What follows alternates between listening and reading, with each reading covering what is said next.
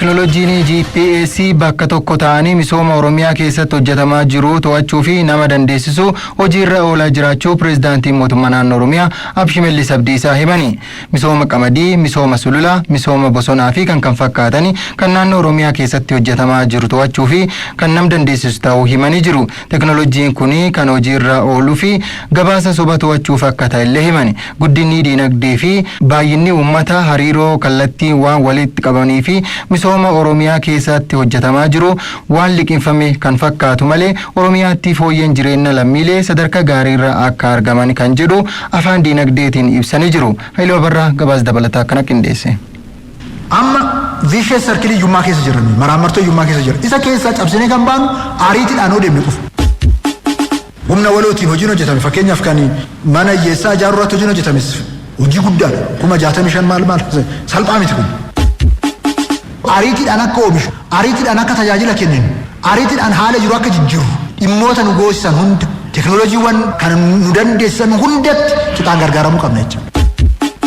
Galii amma nuyi akka naannootti sassaabnu kana waggaa 4-5 booda shaggar qofti sassaabnu. Naannoo Oromiyaatti misoomni ce'umsa biyyaatiif oolu akka barbaadametti hojiitti hiikamuudhaaf tooftaan hojii fi sassaabbiin galii murteessaa ta'uudhaaf pireezidaantiin mootummaa naannoo Oromiyaa obbo Shimallis Abdiisaa kan ibsanii.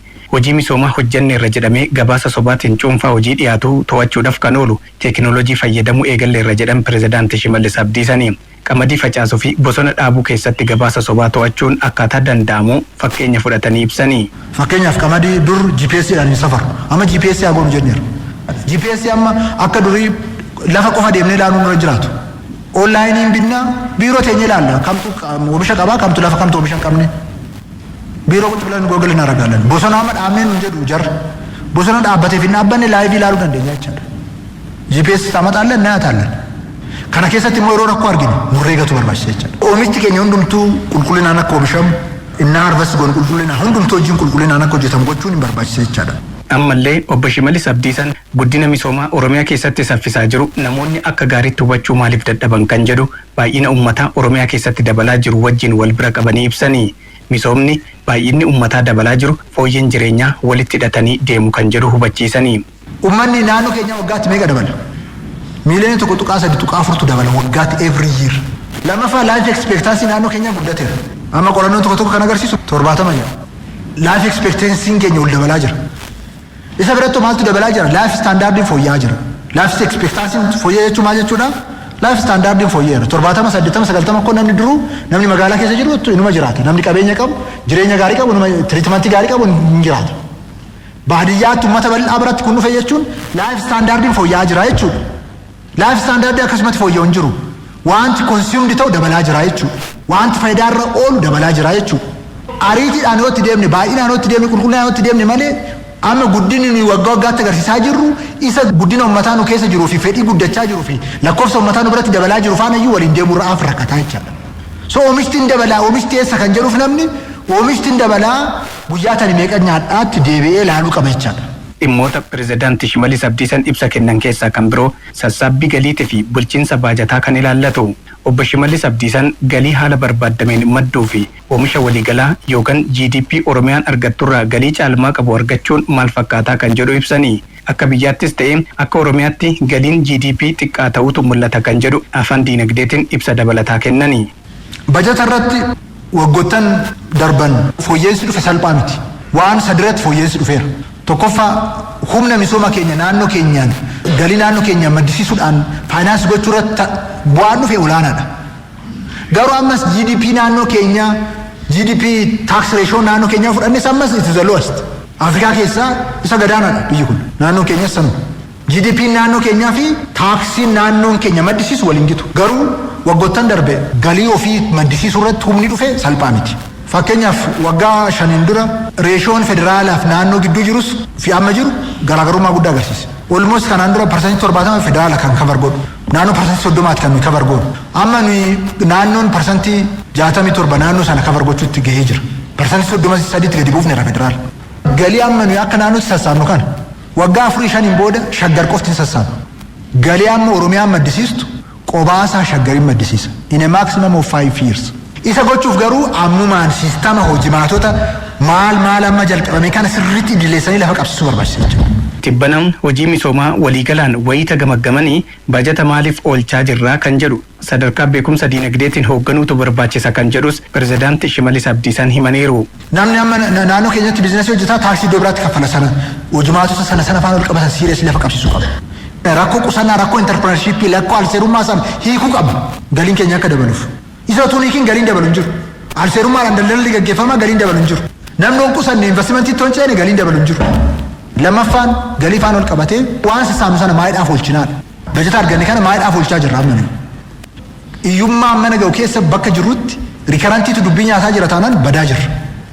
So waggoottan darbe keessattuu biiroon faayinaansii keenya hojii guddaa hojjeteen bajanni kaapitaalaaf oolu waggaadha waggaatti agreesiivili dabalaa dhufeera.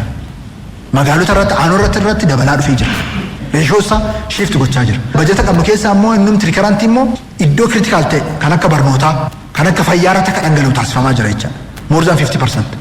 Biyyi ulaa galaanaa hin qabne rakkoo diinagdee hawaasummaa fi siyaasaa fi saaxilamummaan qabdu olaanaa ta'uu Yuunivarsiitii Haramaayaatti qorataan diinagdee qonna garaagaraa Piroofeesar Katama Baqqalaa himani. Waliigalteen Itoophiyaan ulaa galaanaa argachuu fi Somaalilaand waliin mallatteessite rakkoo qaala'insa jireenyaa hiikuu fi babal'ina investimentii fi ce'umsa teekinooloojii keessatti gahee guddaa qabaachuu turtii OBN waliin godhaniin himanii jiru. Lalii Girmaa gabaasa dabalataa qabdi.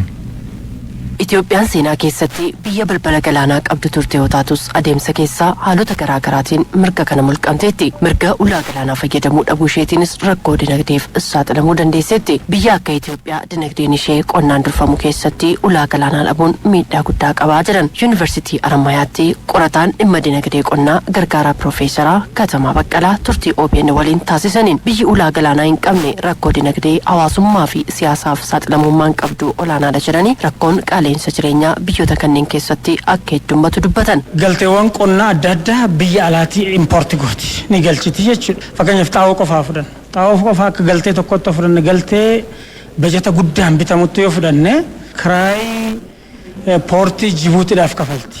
Jibuutiidhaaf kafalti jechuun immoo galtee sanarratti xaa'oo sanarratti dabaleetu qotee bulaan bitataa jechuudha. Qotee bulaa irratti gatiin galtee irratti da'ee jechuudha. Irratti da'ee jechuun immoo maal ta'a?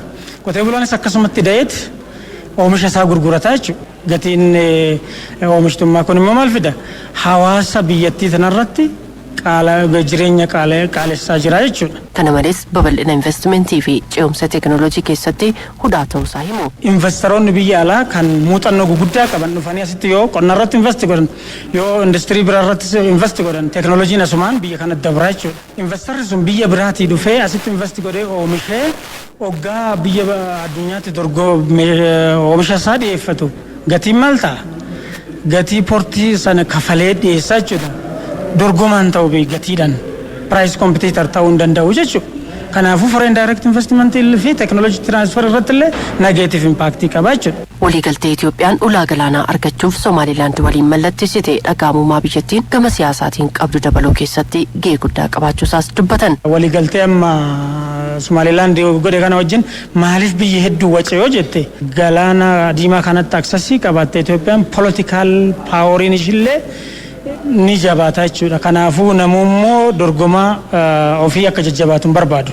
Politikaal jechuudha. Politikaal paaworillee qabaatti waan ta'eef Itoophiyaan kanaaf namni wacaa jira.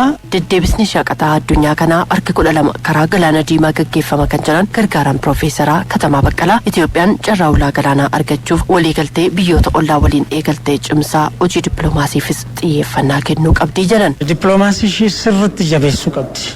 Biyyoota daangaa ishee jiru wajjin dippiloomaasii ishii jabeeffachuu qabdi. Itoophiyaan Jibuutii wajjin, Eritiriyaa wajjin, Keeniyaa wajjin, Sudaan wajjin filannoo adda addaa poortii adda addaa illee kanaaf maal godhuu qabna dippiloomaasii keenya akka biyyaatti halkanii guyyaa jabeessinee biyyoota naannoo keenya jiran wajjin biyyoota isteekii qaban ka biyya fagoollee akkuma jiraan jenne waan akka Ameerikaa, Chaayinaa, Jaappaan, Faransaay faallee warra asii intarastii qaban kana wajjin isaanis wajjinis yoo ta'e dippiloomaasumaan halkanii guyyaa dippiloomaasii guddaan hojjetamuu qaba jedheetii yaada.